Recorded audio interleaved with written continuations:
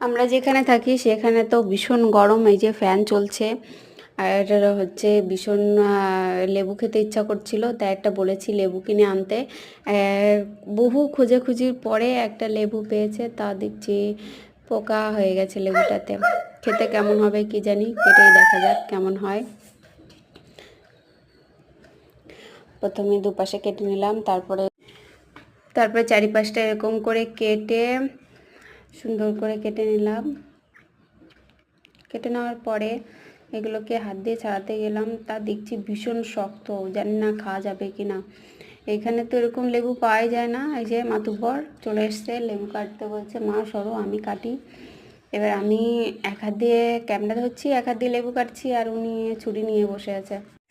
যাই হোক, বহু যুদ্ধের পর একটা লেবু এবার কেটে নিলাম। একটু লঙ্কা আর একটুখানি লবণ, বেশি কিছু চিনি দিলে ভালো হয়, কিন্তু আমরা চিনিটা খাবো না। আর ডলে নিলাম ভালো করে। ছাড়াতেও পারছি না, আমার মেয়ে বলছে দাও দাও খাবো খাবো, সেই জন্য আর কি তাড়াহুড়ো।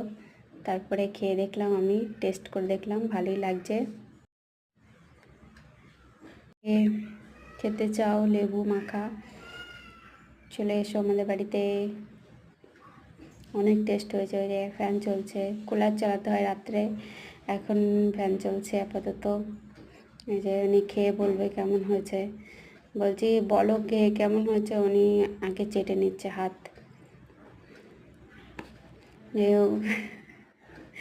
মুখে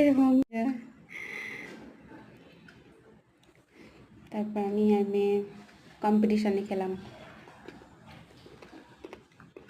অনেক টেস্টি, অনেক